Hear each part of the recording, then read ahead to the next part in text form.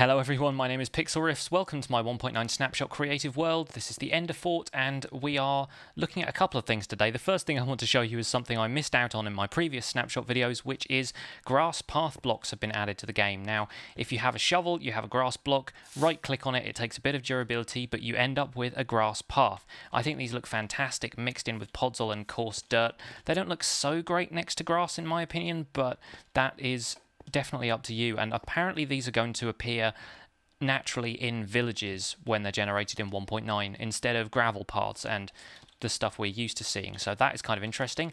But I have used these to decorate the path towards my new practice yard, which I have created here at the end of Fort for the purpose of testing out the new combat features that they have changed and implemented in the new snapshots this week. Now this is snapshot 15W34D, and I'm really happy that I left it until the last minute to make this video because they have been balancing a lot of things. They have been making some changes pretty much daily to these snapshots, so I wanted to get in as late as possible whilst it was still kind of relevant and do a bit of work here. Now, let me just check that the difficulty is set to easy because I've tried spawning a couple of things in here on peaceful and they just go away again. So you'll notice I have a bunch of zombie pigman eggs on my hotbar, and the reason for that is we are going to gear up and do some combat, and these are the tools we are going to use. Now, you'll notice when you hover over something now, it has both an attack speed value and an attack damage value, and the first thing you'll notice is that axes are a little bit OP now, but we will get to why in a second. A diamond shovel now has an attack speed of 1 and an attack damage of 7.5, which is more than a diamond sword, but a diamond sword has a faster attack value, attack speed value, and 7 attack damage, which I think is what it had before. Now, pickaxes attack a little bit faster than diamond swords, but have less attack damage, and hoes are now the fastest weapon in the game. So let's equip a shield, let's grab all of these tools, and let's find out what we're dealing with. So, you'll notice, I'll put my shield in the hotbar, in the offhand, you'll notice that the axe appears really slowly, and next to the crosshair there, you'll notice there is an attack damage indicator. That can be enabled by going to video settings and changing your attack indicator. It defaults to off, but you can set it to crosshair, which we just had, or you can set it to hotbar, and the animation next to the hotbar looks like that. It looks like a little sword with, I don't know what that is on the end of it, some sort of like a drop of blood or something maybe. And that will slowly fill up, indicating how much damage your weapon is going to do. Now, the maximum damage value is 11, but if you attack whilst that is still charging, you are going to do less damage. And now, let's try this out with a basic diamond sword, without any enchantments, and a zombie pigman. He's going to be our test subject. Now, if you spam click this guy, doing so little damage each time that it's going to take a ton of hits to kill him, as opposed to if you let the thing charge up again. And you'll notice there are a couple of things there. There is a sword swing animation that was not there before, and there are hearts coming off him which indicate how much damage you're doing. So if you see fewer hearts, you're not doing nearly as much damage, whereas if you see a bunch of hearts, you know that you're taking him out pretty quickly.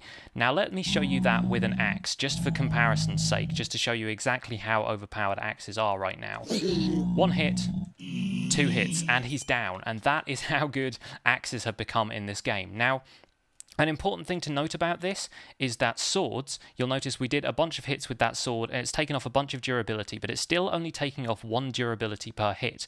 Axes, because they're meant to be used for chopping down trees, it takes 2. It takes 2 durability per hit, and the same happens with any of the other tools. So it's pretty much the same as tools have always been. If you use them for something that is not their intended use, then it uses more durability than it would. Now, it remains to be seen whether or not they're going to tweak that now that the other weapons have some kind of viable usage in combat, but that is going to be something that is worth checking out. Now, earlier on in the week, the developers hinted there was something new about axes that they didn't have as a functionality before, so earlier on today, I invited Kane over to find out what that was. So the main thing I want to test is if you come out here and block with a shield, I'm going to run at you with an axe. Sound good? So hold down right click with the shield in your offhand and you will block. Okay. Are you blocking right now? Because it doesn't look like you're blocking on my screen. I am blocking. Okay, right. Well, that's obviously a bug they need to work out. But if I run at you with an axe now... Oh! Did that do anything? Did that stagger it? It did. I need you to do the same thing with me. So if I block like this, I am blocking, even if it looks like I'm not. Yeah. Okay, sprint at me. Don't jump or anything. Just hit me. There we go. See, what happens there is your shield gets staggered, so now I'm right-clicking and I can no longer block until that white meter goes away. And that is basically like an extra attribute they've given to an axe. Like, try it now with a sword. I mean, I'm holding a sword, but try attacking me the same way with a sword. Sprint and then hit. See, it'll still only attack the shield. So axes now have the ability to kind of break someone's guard when they're blocking with a shield, which opens up a whole different world of strategy for people who are using different types of weapons, especially considering the axe, even though it has a really slow recharge time, now has the highest attack value. Now there's just one more change I wanted to cover from the combat side of things, and that is crits versus knockback. Now, you've always been used to being able to sprint and jump to perform a critical hit and execute knockback against your enemy. Now, that has been divided up, so you can do one or the other, but not both. If I sprint at this pigman and jump, he's going to get knockback, but he won't get a crit. Now, if I'm not sprinting and I jump, I can still move towards him, I can still just jump normally, but the sprint affects whether or not I can perform a critical hit. So, whilst moving, critical hit absolutely fine. Whilst sprinting, not so much.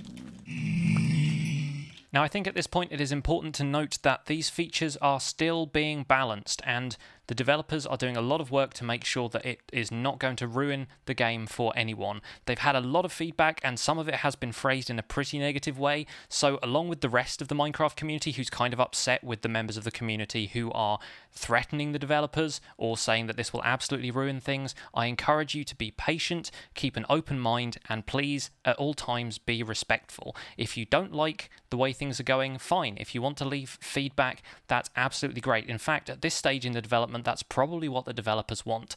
However, I would urge you not to go completely nuts on Twitter and say things that you might regret later, because that's not the mature way to go about things, and that's definitely not what the Minecraft community wants from its members.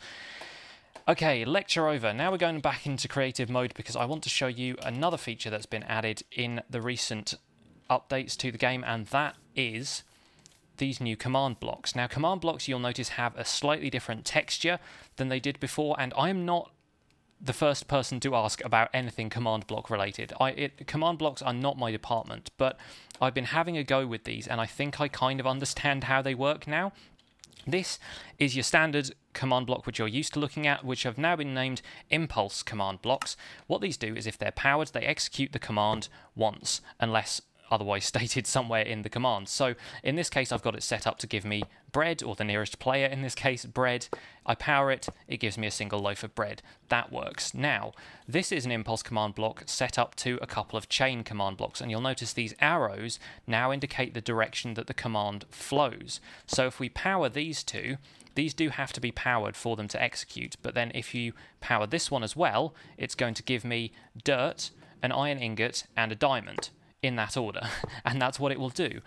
The command will flow down this way, and it will still carry through even if something in between isn't powered. So if you want to set it up to just give you dirt and a diamond but skip the iron ingot, then that's what happens now, like that. And if you want to have just the dirt and the iron ingot but not the diamond, that's the way it works. And this chain system has basically eliminated the need to chain command blocks together with redstone repeaters, which I think is how they did stuff before.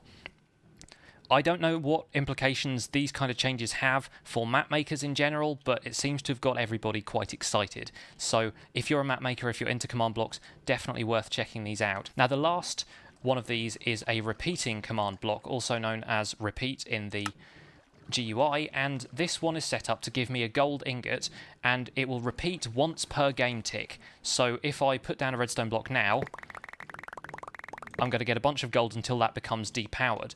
One use I can think of for this, which is probably not the way anybody is going to use it, but is for measuring the amount of ticks you get from a redstone output. So for example, a button is going to give you 20 gold ingots because it generates 20 ticks while it is pushed. That is something I didn't know before. Wooden buttons give you 30. That was pretty bad example because I already had some gold on me. But there you go. If you can do some quick maths, it gave me 30 gold ingots. So that's a pulse length of 30 ticks. That's the kind of thing I can imagine people using this for, but also it has obviously a number of options, and it will give you stuff as long as it is powered. It will execute the command it's given as long as it is powered. I imagine that becoming very, very useful for map makers, but honestly speaking, I don't know how they're going to implement this kind of stuff, so it's going to be fascinating to me as a relative novice when it comes to command blocks to see how these kind of features get implemented. Right, that's it for now.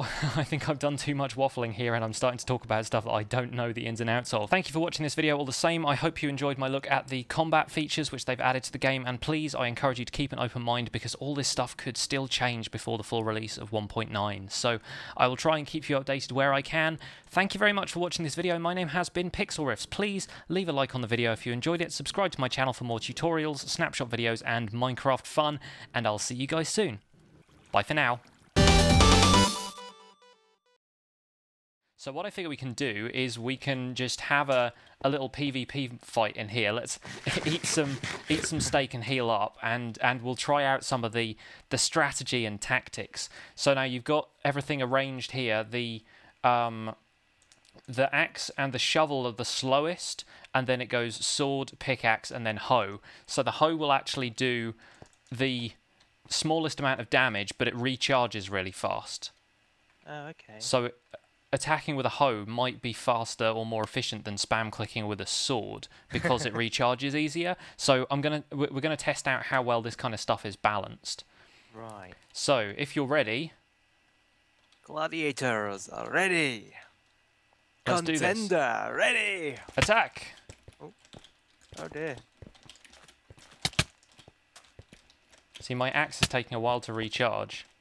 And now you can either crit or you can knock back, but you can't do both. So if I jump at you and try and attack you, it doesn't work if I'm sprinting. I don't get knockback if I'm sprinting.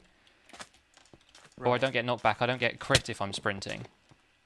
So I have to be moving regular speed. There we go. Slain! Victorious! No! And goodness knows where you've spawned. Because this is a few thousand blocks away. There you are. There I am. Walking sadly on the walls. Yes. I had to try and figure out how to get in. So yeah, that was pretty cool. I mean, there was still a lot of jumping around and spam clicking, but we just haven't gotten used to using the weapons strategically yet. So I'm thinking once we kind of get a feel for it, it will be a whole different game. I've got like spectral arrows and stuff in here, and I didn't show those in the video the other day, but those outline you with a bit of a glow. So now if you run behind a wall, I could still see where you were. Oh, right. Which is kind of neat. There he goes, he's still there. And then it disappears after 10 seconds, like the effects of the other potion arrows. Right, let's give this a try then. Oh yeah, that's awesome. So now you can kind of track where your enemies are in a PvP match. Oh. Oh, and see their death animation from a slightly different, more glowy perspective. Wow. That's pretty much all I wanted to cover for the video. Cool. Thank you for turning up and being killed. Much appreciated. Yeah, it seems to be my job increasingly, actually. Crash test dummy, yeah. It's really funny swinging an axe and then having it completely disappear from your field of view, and then it kind of goes, oh, there it is.